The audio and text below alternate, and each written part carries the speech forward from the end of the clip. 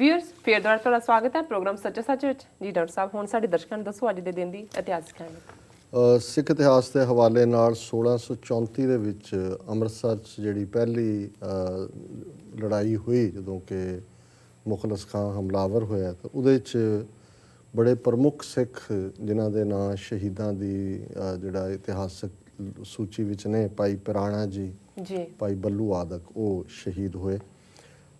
ਰਣਜੀਤ ਸਿੰਘ ਜਿਹੜੇ ਬਾਅਦ 'ਚ ਮਹਾਰਾਜਾ ਦਾ ਟਾਈਟਲ ਜਿਨ੍ਹਾਂ ਨੇ ਲਿਆ ਔਰ ਦਰਾਏ ਖੈਬਰ ਤੋਂ ਤਿੱਬਤ ਤੱਕ ਜਿਨ੍ਹਾਂ ਨੇ ਰਾਜ ਕੀਤਾ ਉਹ ਅੱਜ ਦੇ ਦਿਨ 1790 ਦੇ ਵਿੱਚ ਸ਼ੁਕਰ ਚੱਕੀਆ ਮਿਸਲ ਜਿਹੜੀ ਕਿ ਉਹਨਾਂ ਦੇ ਦਾਦਾ ਚੜਤ ਸਿੰਘ ਨੇ ਜਿਹੜੀ ਹੈ ਫਾਊਂਡ ਕੀਤੀ ਸੀ, ਗੁਜਰਾਂਵਾਲੇ ਦੇ ਜੰਪਲ ਸੀ ਔਰ ਇਹਨਾਂ ਦੇ ਪਿਤਾ ਮਹਾਂ ਸਿੰਘ ਬੜੀ ਜਵਾਨ ਉਮਰ ਦੇ ਵਿੱਚ 29 ਸਾਲ ਦੀ ਉਮਰ ਸੀ ਜਦੋਂ ਚੜ੍ਹਾਈ ਕਰਕੇ ਜੰਗ ਦੇ ਮੈਦਾਨ 'ਚ ਹੀ ਜ਼ਖਮੀ ਹੋਏ ਤੇ ਰਣਜੀਤ ਸਿੰਘ ਬਹੁਤ ਛੋਟੀ ਉਮਰ ਦੇ 12-13 ਸਾਲ ਦੀ ਉਮਰ ਸੀ ਜਦੋਂ ਕਿ ਉਹ ਪਿਤਾ ਦੀ ਥਾਂ ਦੇ ਉੱਤੇ ਮਿਸਲ ਦੇ ਮੁਖੀ ਬਣੇ। ਸ਼ੁਕਰ ਚੱਕੀਆ ਮਿਸਲ ਕਹਿੰਦੇ ਸੀ ਔਰ ਉਹਨਾਂ ਨੇ ਆਪਣੀ ਹਿੰਮਤ ਦਲੇਰੀ ਔਰ ਦੂਰਦਰਸ਼ਤਾ ਦੇ ਨਾਲ ਇੰਨਾ ਵੱਡਾ ਐਮਪਾਇਰ ਜਿਹੜਾ ਉਸ ਦੇ ਉਹ ਮਹਾਰਾਜਾ ਬਣੇ। 1980 ਦੇ ਵਿੱਚ ਪੰਜਾਬ ਐਂਡ ਸਿੰਧ ਬੈਂਕ, ਕਿਉਂਕਿ ਅਕਸਰ ਸਿੱਖਾਂ ਬਾਰੇ ਜਾਂ ਪੰਜਾਬ ਬਾਰੇ ਬਹੁ ਗਿਣਤੀ ਹਿੰਦੂ ਇਹ ਜੋਕ ਕਰਦੇ ਹੁੰਦੇ ਸੀ ਕਿ ਜੀ ਸਿੱਖਾਂ ਦਾ ਤਾਂ ਇੱਕੋ ਹੀ ਕਲਚਰ ਹੈ, ਉਹ ਹੈ ਐਗਰੀਕਲਚਰ ਵੀ ਇਹਨਾਂ ਨੂੰ ਹੋਰ ਕਲਚਰ ਨਹੀਂ ਆਉਂਦਾ ਤੇ ਜਾਂ ਹੁੰਦਾ ਸੀ ਜੀ ਸਿੱਖ ਜਾਂ ਖੇਤੀ ਕਰ ਸਕਦੇ ਨੇ ਜਾਂ ਫੌਜੀ ਨੇ, ਹੋਰ ਇਹਨਾਂ ਨੂੰ ਕੋਈ ਕੰਮ ਨਹੀਂ ਆਉਂਦਾ। ਪਰ ਇੰਦਰਜੀਤ ਸਿੰਘ ਉਹ ਪਹਿਲੇ ਸੱਜਣ ਸੀ ਜਿਨ੍ਹਾਂ ਨੇ ਪੰਜਾਬ ਐਂਡ ਸਿੰਧ ਬੈਂਕ ਬਣਾ ਕੇ ਇਹ ਦੱਸਿਆ ਕਿ ਸਿੱਖ ਕਿੰਨੇ ਸਕਸੈਸਫੁਲ ਬੈਂਕਰ ਵੀ ਨੇ ਔਰ ਪੰਜਾਬ ਐਂਡ ਸਿੰਧ ਬੈਂਕ ਇੰਨੀ ਤੇਜ਼ੀ ਦੇ ਨਾਲ ਫੈਲਿਆ ਥਾਂ ਥਾਂ ਉਹਦੀਆਂ ਬ੍ਰਾਂਚਾਂ ਔਰ ਉਹਦੇ 'ਚ ਉਹ ਜ਼ਰੂਰੀ ਉਹਨਾਂ ਨੇ ਬਣਾਇਆ ਸੀ ਕਿਉਂਕਿ ਪ੍ਰਾਈਵੇਟ ਬੈਂਕ ਸੀ ਕਿ ਹਰ ਸਿੱਖੀ ਸਰੂਪ ਵਾਲਾ ਮੁੰਡਾ ਕੁੜੀ ਜਿਹੜੇ ਨੇ ਉਹੀ ਬੈਂਕ ਦੇ ਵਿੱਚ ਉਹਨਾਂ ਨੂੰ ਨੌਕਰੀ ਦਿੱਤੀ ਜਾਂਦੀ ਸੀ। ਸੋ ਹਜ਼ਾਰਾਂ ਦੀ ਗਿਣਤੀ 'ਚ ਜਿਹੜੇ ਸਿੱਖ ਨੌਜਵਾਨ ਨੇ B.Com ਕੀਤਾ ਸਿੱਧਾ ਪੰਜਾਬ ਐਂਡ ਸਿੰਧ ਬੈਂਕ 'ਚ ਔਰ ਇੰਨੀ ਤੇਜ਼ੀ ਨਾਲ ਪ੍ਰੋਗਰੈਸ ਹੋਈ ਦਿੱਲੀ ਦੀ ਸਰਕਾਰ ਨੂੰ ਤਾਂ ਘਬਰਾਹਟ ਹੋ ਗਈ, ਅੱਛਾ ਇਹ ਸਿੱਖਾਂ ਦੇ ਕੋਲ ਆਪਣਾ ਬੈਂਕ ਹੋ ਗਿਆ ਔਰ ਉਹ ਬੈਂਕ ਜਿਹੜਾ ਹੈ ਬਾਕੀਆਂ ਨਾਲੋਂ ਵੀ ਅੱਗੇ ਜਾ ਰਿਹਾ। ਸੋ 1980 ਦੇ ਵਿੱਚ ਪੰਜਾਬ ਐਂਡ ਸਿੰਧ ਬੈਂਕ ਨੂੰ ਨੈਸ਼ਨਲਾਈਜ਼ ਕਰ ਲਿਆ, ਗਵਰਨਮੈਂਟ ਨੇ ਆਪਣੇ ਕੰਟਰੋਲ ਥੱਲੇ ਰੱਖਿਆ। ਜਦੋਂ ਨੈਸ਼ਨਲਾਈਜ਼ ਕੀਤਾ ਉਹਨਾਂ ਨੇ ਪਹਿਲਾਂ ਪ੍ਰੋਮਿਸ ਕੀਤਾ ਕਿ ਜੀ ਨਹੀਂ ਅਸੀਂ ਇਹ ਰੱਖਾਂਗੇ ਕਿ ਜਿਹੜਾ ਇਹਦਾ ਐਗਜ਼ੈਕਟਿਵ ਡਾਇਰੈਕਟਰ ਹੈ ਉਹ ਸਿੱਖ ਹੀ ਹੋਇਆ ਕਰੇਗਾ। ਕੁਛ ਦੇਰ ਉਹਨਾਂ ਨੇ ਫੋਲੋ ਕੀਤਾ, ਉਹਨਾਂ ਨੇ ਕਿਹਾ ਜੀ ਇੰਪਲੋਈ ਦਾ ਵੀ ਇਵੇਂ ਹੀ ਰੱਖਾਂਗੇ। ਪਰ ਅੱਜ ਹੁਣ ਬਹੁਤ ਸਾਰੇ ਗੈਰ ਸਿੱਖ ਹਿੰਦੂ ਜਿਹੜੇ ਨੇ ਉਹ ਇਸ ਬੈਂਕ 'ਚ ਆ ਗਏ ਨੇ ਔਰ ਉਹ ਸਾਰਾ ਹੀ ਜਿਹੜਾ ਸਿੱਖਾਂ ਦਾ ਬਣਿਆ ਬਣਾਇਆ ਬੈਂਕ ਸੀ ਉਹ ਇਹਨਾਂ ਨੇ ਖਾ ਲਿਆ ਕੌਮੀਕਰਨ ਦੇ ਨਾਂ ਥੱਲੇ। ਵਰਲਡ ਹਿਸਟਰੀ ਦੇ ਹਵਾਲੇ ਨਾਲ ਹੁਣ ਤਾਂ ਅਸੀਂ ਕੋਈ ਬੋਟਲ ਖੋਲ੍ਹਣੀ ਹੁੰਦੀ ਹੈ ਉਹ ਕਲਿੱਪ ਜਿਹਾ ਲਾਉਂਦੇ ਹਾਂ, ਕਲਿੱਕ ਕਰਕੇ ਬੋਤਲ ਖੁੱਲ੍ਹ ਜਾਂਦੀ ਪਰ ਪਹਿਲੀ ਵਾਰੀ 1738 ਦੇ ਵਿੱਚ ਬੋਟਲ ਓਪਨਰ ਜਿਹੜਾ ਉਹ ਇਨਵੈਂਟ ਹੋਇਆ ਕਿ ਕਿਵੇਂ ਬੋਤਲ ਖੋਲ੍ਹੀ ਦੀ ਹੈ।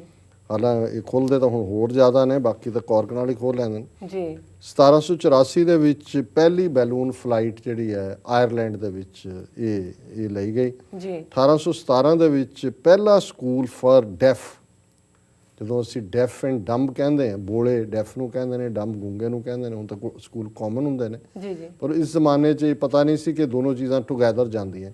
ਸੋ ਬੋਲਿਆਂ ਦੇ ਲਈ ਅਮਰੀਕਾ ਦੇ ਵਿੱਚ ਪਹਿਲਾ ਸਕੂਲ 1817 ਦੇ ਵਿੱਚ ਹਾਰਟਫੋਰਡ ਕਨੈਟੀਕਟ ਦੇ ਵਿੱਚ ਖੁੱਲ੍ਹੇ। 1850 ਦੇ ਵਿੱਚ ਸੈਨ ਫਰਾਂਸਿਸਕੋ ਸਿਟੀ ਜਿਹੜੀ ਆ ਉਹ ਇਨਕਾਰਪੋਰੇਟ ਹੋਈ। 1874 ਦੇ ਵਿੱਚ ਲੈਜਿਸਲੇਚਰ ਨੇ ਇਹ ਪਾਸ ਕੀਤਾ ਕਿ ਜਿਹੜੀ ਰਾਈਟ ਟੂ ਐਜੂਕੇਸ਼ਨ ਹੈ ਇਹ ਕੰਪਲਸਰੀ ਰਾਈਟ ਹੈ। ਨਿਊਯਾਰਕ ਲੈਜਿਸਲੇਚਰ ਪਹਿਲਾਂ ਸੀ, ਹੁਣ ਤਾਂ ਭਾਰਤ ਦੇ ਵਿੱਚ ਹੁਣ ਗੱਲਾਂ ਹੋ ਰਹੀਆਂ ਜੀ, ਕਾਂਗਰਸ ਨੇ ਕਿਹਾ ਜੀ right to education, right to health, ਫਲਾਣਾ ਢਿਮਕਾ। ਲੇਕਿਨ ਇਹ ਰਿਮਾਰਕੇਬਲ ਹੈ ਕਿ ਵੀ ਇਹਨਾਂ ਨੇ 1874 ਦੇ ਵਿੱਚ ਨਿਊਯਾਰਕ ਨੇ ਇਹ ਲਾਅ ਬਣਾਇਆ ਸੀ। 1912 ਦੇ ਵਿੱਚ ਟਾਈਟੈਨਿਕ, ਅੱਜ ਵੀ ਬੜੀਆਂ ਫਿਲਮਾਂ ਟਾਈਟੈਨਿਕ 'ਤੇ ਬਣੀਆਂ ਕਿ ਕਿਵੇਂ ਬੈਂਡ ਵੱਜ ਰਿਹਾ ਹੈ, ਅਖੀਰ ਵੇਲੇ ਸਾਰੇ ਦਾ ਸਾਰਾ ਜਹਾਜ਼ ਜਿਹੜਾ ਹੈ ਉਹ ਸਮੁੰਦਰ ਦੇ ਵਿੱਚ ਡੁੱਬ ਗਿਆ। ਸੋ ਇਹ ਅੱਜ ਦੇ ਦਿਨ ਨਾਰਥ ਐਟਲਾਂਟਿਕ ਓਸ਼ਨ ਦੇ ਵਿੱਚ 1500 ਤੋਂ ਜ਼ਿਆਦਾ ਮੁਸਾਫਰ ਜਿਹੜਾ ਕਿ ਸਭ ਤੋਂ ਵੱਡਾ ਜਹਾਜ਼ ਕਿੰਨੇ ਸਾਲ ਉਹ ਬਣਦਾ ਰਿਹਾ ਟਾਈਟੈਨਿਕ, ਅੱਜ ਦੇ ਦਿਨ ਉਹ ਡੁੱਬ ਗਿਆ ਸੀ। 1923 ਦੇ ਵਿੱਚ ਇਨਸੂਲਿਨ, ਹੁਣ ਅੱਜ ਵੀ ਡਾਇਬਟੀਜ਼ ਬੜੀ ਕਾਮਨ ਹੋ ਗਈ ਜਿਹਨੂੰ ਸ਼ੂਗਰ ਦੀ ਬਿਮਾਰੀ ਕਹਿੰਦੇ ਨੇ। ਇੱਕ ਜ਼ਮਾਨਾ ਸੀ ਜਦੋਂ ਇਹ ਪਤਾ ਹੀ ਨਹੀਂ ਸੀ ਹੁੰਦਾ ਵੀ ਸ਼ੂਗਰ ਹੁੰਦੀ ਕਿਵੇਂ ਹੈ ਜਾਂ ਕੀ ਹੈ। ਇੱਕ ਜਿਹੜੇ ਆਯੁਰਵੇਦ ਵਾਲਿਆਂ ਨੇ ਲੱਭਿਆ ਸੀ ਕਿ ਜੇ ਬੰਦਾ ਬਾਹਰ ਪਿਸ਼ਾਬ ਗਿਆ ਤੇ ਕਰਨ ਤੋਂ ਬਾਅਦ ਥੋੜ੍ਹੀ ਦੇਰ ਬਾਅਦ ਕੀੜੀਆਂ ਆ ਜਾਣ ਤੇ ਸਮਝੋ ਵੀ ਇਹਨੂੰ ਕੁਛ ਹੈ, ਉਹਨੂੰ ਮਧੂਮੇਹ ਕਹਿੰਦੇ ਸੀ। ਲੇਕਿਨ ਉਹਦਾ ਇਲਾਜ ਕੋਈ ਨਹੀਂ ਸੀ, ਕੋਈ ਕਰੇਲੇ ਖਵਾ ਦਿੰਦਾ ਸੀ ਕੋਈ ਹੋਰ। ਪਰ ਪਹਿਲੀ ਵਾਰ ਜਦੋਂ ਇਨਸੂਲਿਨ ਮਾਰਕੀਟ ਦੇ ਵਿੱਚ ਆਈ ਤਾਂ ਇਨਸੂਲਿਨ ਨੇ ਬਹੁਤ ਜਾਨਾਂ ਬਚਾਈਆਂ ਕਿਉਂਕਿ ਪਤਾ ਲੱਗ ਗਿਆ ਕਿ ਇਹੀ ਇਲਾਜ ਹੈ, ਇਸ ਦਾ ਹਾਲਾਂਕਿ ਕੰਟਰੋਲ ਰੱਖਦੀ ਹੈ, ਜੜੋਂ ਤਾਂ ਨਹੀਂ ਜਾਂਦੀ। ਸੋ ਇਹ 1923 ਦੇ ਵਿੱਚ ਪਹਿਲੀ ਵਾਰ ਇਨਸੂਲਿਨ ਮਾਰਕੀਟ ਦੇ ਵਿੱਚ ਆਈ। ਚਾਰਲੀ ਚੈਪਲਿਨ ਜਿਹੜਾ ਵਰਲਡ ਫੇਮਸ ਸੀ ਅਮਰੀਕਾ ਦਾ, ਉਹਦੇ ਕੋਲ ਪਰਮਾਨੈਂਟ ਰੈਜ਼ੀਡੈਂਟ ਸਟੇਟਸ ਸੀ, ਪਰ ਅਮਰੀਕਾ ਦੇ ਵਿੱਚ ਇੱਕ ਇੱਥੇ ਫਿਨੋਮੀਨਾ ਚੱਲਿਆ ਸੀ, ਸੈਨੇਟਰ ਸੀ ਮੈਕਾਰਥੀ, ਉਹ ਕਮਿਊਨਿਸਟਾਂ ਨੂੰ ਇੰਨੀ ਕੁ ਨਫ਼ਰਤ ਕਰਦਾ ਸੀ ਕਿ ਜਿਹੜੇ ਬਾਹਰਲਿਆਂ ਦੀ ਥੋੜ੍ਹੀ ਬਹੁਤ ਹਮਦਰਦੀ ਵੀ ਸੀ, ਉਹਨਾਂ ਦੀ ਅਮਰੀਕਾ ਆਉਣ 'ਤੇ ਵੀ ਪਾਬੰਦੀ ਲਾਈ ਸੀ। ਸੋ ਚਾਰਲੀ ਚੈਪਲਿਨ ਦਾ ਪਰਮਾਨੈਂਟ ਰੈਜ਼ੀਡੈਂਟ ਜਿਹੜਾ ਕੈਂਸਲ ਕਰਕੇ ਉਹਦਾ ਅਮਰੀਕਾ 'ਚ ਦਾਖਲਾ ਬੰਦ ਕਰ ਦਿੱਤਾ ਗਿਆ। 1955 ਦੇ ਵਿੱਚ ਰੇ ਕ੍ਰੌਕ ਨੇ ਇਲੀਨੋਇਸ ਦੇ ਵਿੱਚ ਮੈਕਡੋਨਲ ਸ਼ੁਰੂ ਕੀਤਾ। ਅੱਜ ਦੁਨੀਆ ਭਰ 'ਚ ਮੈਕਡੋਨਲ ਹੈ। ਹੁਣ ਕਈ ਇਹ ਨਹੀਂ ਕਹਿੰਦੇ ਕਿ ਜੇ ਅਸੀਂ ਰੋਟੀ ਖਾਣੇ ਕਹਿੰਦੇ ਮੈਕਡੋਨਲ ਕਰ ਆਈਏ, ਜਿਵੇਂ ਗਰੋਸਰੀ ਕਰ ਆਈਏ ਕਹਿੰਦੇ ਨੇ। ਸੋ ਇਹ ਮੈਕਡੋਨਲ ਦੀ ਜਿਹੜੀ ਚੇਨ ਹੈ ਜਿਹੜੀ ਅੱਜ ਦੁਨੀਆ ਭਰ 'ਚ ਬਣੀ 1955 'ਚ ਸ਼ੁਰੂ ਹੋਇਆ। ਸੋ ਅੱਜ ਦੁਨੀਆ ਭਰ 'ਚ ਮੈਕਡੋਨਲ ਹੀ ਹੈ। ਫਰੈਂਚ ਫਰਾਈਆਂ, ਨਿਆਣੇ ਜਿਹਨਾਂ ਨੂੰ ਕਹਿਣਾ ਵੀ ਨਹੀਂ ਆਉਂਦਾ ਉਹ ਵੀ ਕਹਿਣਗੇ ਫਰੈਂਚ ਫਲਾਈਆਂ, ਐਮ ਜਿਹਾ ਦੇਖ ਕੇ ਦੂਰੋਂ ਹੱਥ ਮਾਰਨ ਲੱਗ ਜਾਂਦੇ ਨੇ ਕਿ ਰੋਕੋ ਜੀ ਫਰੈਂਚ ਫਲਾਈਆਂ। 1999 ਦੇ ਵਿੱਚ 1984 ਦੇ ਵਿੱਚ ਪ੍ਰੋ ਡੈਮੋਕ੍ਰੇਸੀ ਜਿਹੜੇ ਪ੍ਰੋਟੈਸਟ ਨੇ ਉਹ ਚਾਈਨਾ ਦੇ ਵਿੱਚ ਹੋਇਆ, ਔਰ ਜਿਹਦਾ ਐਂਡ ਜਿਹੜਾ ਅਲਟੀਮੇਟਲੀ 1989 'ਚ ਉਹਦਾ ਐਂਡ ਤਿਨੇਮਾਨ ਸਕੁਅਰ ਦੇ ਉੱਤੇ ਅਟੈਕ ਕਰਕੇ ਇਹਨਾਂ ਨੇ ਕੀਤਾ। 2013 ਦੇ ਵਿੱਚ ਅੱਜ ਦੇ ਦਿਨ ਬੋਸਟਨ ਦੇ ਵਿੱਚ ਜਦੋਂ ਕਿ ਬੋਸਟਨ ਮੈਰਾਥਨ ਚੱਲ ਰਹੀ ਸੀ, 2 ਬੰਬ ਧਮਾਕੇ ਹੋਏ ਜਿਹਦੇ 'ਚ ਕਿ 3 ਬੰਦੇ ਮਾਰੇ ਗਏ, 183 ਜ਼ਖਮੀ ਹੋਏ, ਔਰ ਜਿਹੜਾ ਓਵਰਆਲ 15 ਜਿਹੜੇ ਨੇ ਉਹ ਉਹਨਾਂ ਦੀਆਂ ਲੱਤਾਂ ਕੱਟੀਆਂ ਗਈਆਂ, ਐਂਪੂਟੇਸ਼ਨ। ਜੀ ਡਾਕਟਰ ਸਾਹਿਬ, ਤੁਹਾਡਾ ਬਹੁਤ ਬਹੁਤ ਧੰਨਵਾਦ। ਸਾਡਾ ਇਹਦਾ ਪਹਿਲਾ ਸਵਾਲ ਹੈ, ਪ੍ਰਧਾਨ ਮੰਤਰੀ ਮਨਮੋਹਨ ਸਿੰਘ ਦੇ ਸਾਬਕਾ ਐਡਵਾਈਜ਼ਰ ਸੰਜੇ ਬਰੂ ਨੇ ਕਿਹਾ ਹੈ ਕਿ ਅਸਲ ਪ੍ਰਧਾਨ ਮੰਤਰੀ ਸੋਨੀਆ ਗਾਂਧੀ ਸੀ ਅਤੇ ਹਰ ਫਾਈਲ ਸੋਨੀਆ ਗਾਂਧੀ ਨੂੰ ਵਿਖਾ ਕੇ ਉਹੀ ਫੈਸਲਾ ਸੁਣਾਉਂਦੀ ਸੀ। ਕੀ ਕਹੋਗੇ ਤੁਸੀਂ ਇਸ ਬਾਰੇ ਡਾਕਟਰ ਸਾਹਿਬ? ਦੇਖੋ ਜੀ, 2004 ਤੋਂ 2009 ਤੱਕ ਜਿਹੜੀ ਪਹਿਲੀ ਟਰਮ ਸੀ ਮਨਮੋਹਨ ਸਿੰਘ ਦੀ, ਉਹਦੇ 'ਚ ਸੰਜੇ ਬਰੂ ਜਿਹੜਾ ਹੈ ਮੀਡੀਆ ਐਡਵਾਈਜ਼ਰ ਸੀ। 2009 ਦੀਆਂ ਚੋਣਾਂ ਤੋਂ ਪਹਿਲਾਂ ਹੀ ਇਹ ਛੱਡ ਗਿਆ। ਇਹਨੂੰ ਸ਼ਾਇਦ ਲੱਗਦਾ ਸੀ ਕਿ ਵੀ ਇਹ ਮੁੜ ਕੇ ਨਹੀਂ ਆਉਣਾ ਇਸ ਸਰਕਾਰ ਨੇ। ਹੁਣ ਉਹਨੇ ਇੱਕ ਕਿਤਾਬ ਲਿਖੀ ਹੈ, ਐਕਸੀਡੈਂਟਲ ਪ੍ਰਾਈਮ ਮਿਨਿਸਟਰ ਦਾ making and unmaking of Manmohan Singh. Accidental ਮਤਲਬ ਐਕਸੀਡੈਂਟ ਨਾਲ ਬਣ ਗਿਆ, ਕੋਈ ਵੈਸੇ ਨਹੀਂ ਸੀ। ਸੋ ਉਹਦੇ 'ਚ ਲੰਬੇ ਚੌੜੇ ਉਹਨੇ ਵੇਰਵੇ ਦਿੱਤੇ ਨੇ, ਔਰ ਉਹਨੇ ਕਿਹਾ ਕੋਟ ਕਰਕੇ ਕਿ ਮਨਮੋਹਨ ਸਿੰਘ ਦੇ ਫੈਸਲੇ ਜਿਹੜੇ ਨੇ ਉਹ ਅਲਟੀਮੇਟਲੀ ਸੋਨੀਆ ਗਾਂਧੀ ਕਰਦੀ ਸੀ। ਜਿਵੇਂ ਉਹਨੇ ਇਹ ਕਿਹਾ ਕਿ ਜੀ ਉਹ ਫਾਈਨੈਂਸ ਮਿਨਿਸਟਰ ਬਣਾਉਣਾ ਚਾਹੁੰਦੀ ਸੀ ਜਿਹਨੂੰ, ਉਹਨੂੰ ਸੋਨੀਆ ਗਾਂਧੀ ਨੇ ਬਦਲ ਕੇ ਕਿਹਾ ਜੀ ਨਹੀਂ ਇਹਨੂੰ ਬਣਾਓ।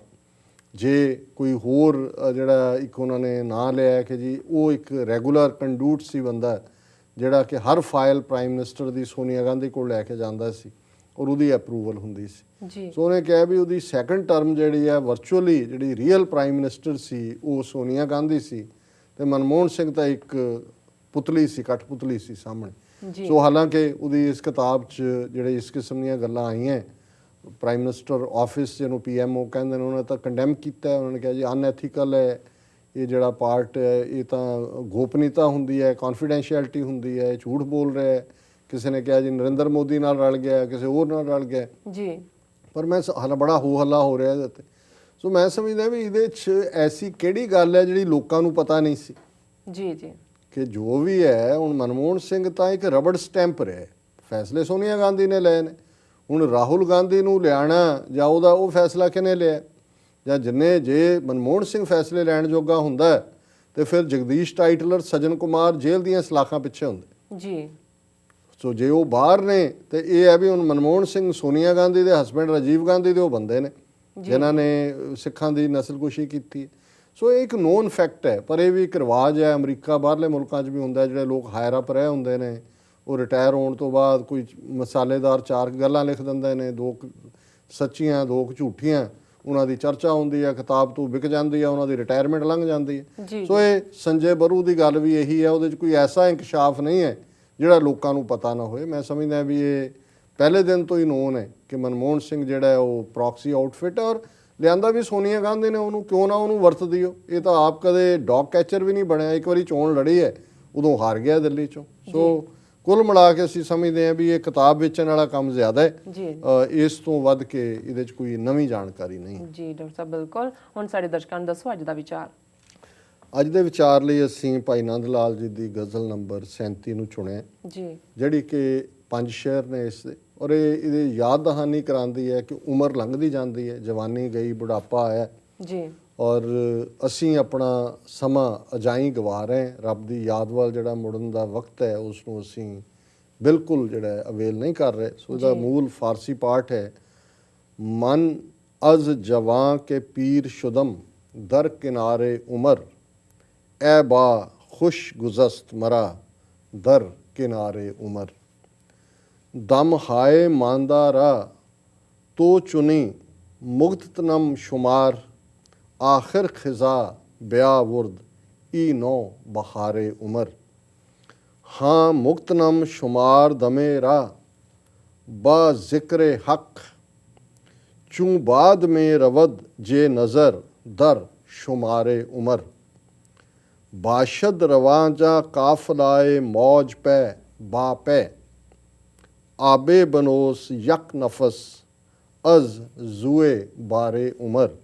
अखीरला शेर है, सदकार करदा ई के न्यायत बा करे तो गोया बाकुन के बाजे ब्यायत बकारे उमर। जी और इसका पंजाबी उलत्था प्रिंसिपल हरभजन सिंह जी ने किया। जी जी जीवन गोदी मैं हंडाया, जोबन अते बुढ़ापा, दाता तेरी रहमत सदका पाया सुख अमापा। अमापा अनमेजर्ड, माप मिण नूं कहंदे ने। जी जीवन गोदी मैं हंडाया, जोबन अते बुढ़ापा, दाता तेरी रहमत सदका पाया सुख अमापा। बाकी रहंदी उमरा बंदे तू गनीमत जानी, हर बसंत दे उत्ते सर पर एक दिन पतझड़ आउणी। जी जी कि जिथे अज जवानी बसंत नाल बहार नाल कंपेयर हुंदी है, बुढ़ापा पतझड़ है कि बहार सदा नहीं रहिंदी। सो बाकी रहंदी उमरा बंदे तू गनीमत जानी, हर बसंत दे उत्ते सर पर हुंदा अवश जरूर, जी जी हर बसंत दे उत्ते सर पर एक दिन पतझड़ आउणी। याद मौला विच सफले कर लै, सास जो तैनू आवण, वांग हवा दे बुले नहीं तां ये सारे लंघ जावण। कि रब दी याद च अपना जीवन सफल कर लै, नहीं तो जिवें हवा दे बुले आउंदे ने ते लंघ जांदे ने, इवें तेरी जीवन दे साल आउंदे ते तुरे जांदे ने। याद मौला विच सफले कर लै, सास जो तैनू आवण, वांग हवा दे बुले नहीं तां ये सारे लंघ जावण। लहरां वांगू अगे पिछे लंघण हरदम जानी, जीवन दी इस नਹਿਰੋਂ पी लै सिमरन संधा पानी। जिवें दरिया दे विच पानी दी मौज नूं कहंदे ने, लहर नूं, जो आंदी है लंघ जाती है, इवें ही साडे साह भी उस दरिया दी मौज वांगू तुरे जाते हैं। तो ये जिहड़ा जीवन का अमृत है, जिहड़ी अमृत की नहर वग रही है रब की याद की, इस चों तू कुछ घुट भर लै, नहीं तो लहरां वांग तुरया जांदा। और अखीरला शेर है, सो धंधे जो पिट्टे गोया, कम नहीं आने काई। 100 धंधे जो पिट्टे गोया, कम नहीं आने काई।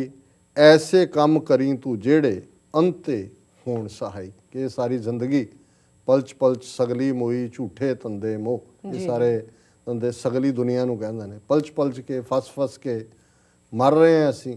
ते भाई साहब याद करवांदे ने कि ऐसे कम करी तू जेड़े अंते होण सहाई। जी सो वो कम करिए, ऐसा कम मूले ना कीचे जित अंत पछोताईए। वो कम ना करिए कि अखीर जदों निरंकार दे दरबार हिसाब किताब होने ते उत्थे मत शर्मिंदा थी वही साईं दे दरबार, वो तैनूं शर्मिंदगी ना होए। जी जी सो ये अज दा विचार है। जी डॉक्टर साहब, तुहाडा बहुत बहुत धन्नवाद। तुसीं अज दा विचार साडे दर्शਕਾਂ ਨਾਲ ਸਾਂਝਾ ਕੀਤਾ ਹੈ। व्यूअर्स, साडे प्रोग्राम ਦਾ ਸਮਾਂ ਇੱਥੇ ਸਮਾਪਤ ਹੁੰਦਾ। ਤੁਸੀਂ ਆਪਣੀ ਰਾਏ ਤੇ ਸੁਝਾਅ ਸਾਨੂੰ ਭੇਜਣਾ ਨਾ ਭੁੱਲਣਾ ਸਾਡੇ ਇਸ ਪਤੇ ਤੇ SOS@tv84.tv ਤੇ। ਅਸੀਂ ਆਪਣਾ ਪ੍ਰੋਗਰਾਮ ਲੈ ਕੇ ਫਿਰ ਤੁਹਾਡੇ ਰੂਬਰੂ ਹੋਵਾਂਗੇ। ਤਦ ਤੱਕ ਲਈ ਮੈਨੂੰ ਤੇ ਆਪਣੇ ਡਾਕਟਰ ਸਾਹਿਬ ਨੂੰ ਆਗਿਆ ਦਿਓ। ਵਾਹਿਗੁਰੂ ਜੀ ਕਾ ਖਾਲਸਾ, ਵਾਹਿਗੁਰੂ ਜੀ ਕੀ ਫਤਿਹ।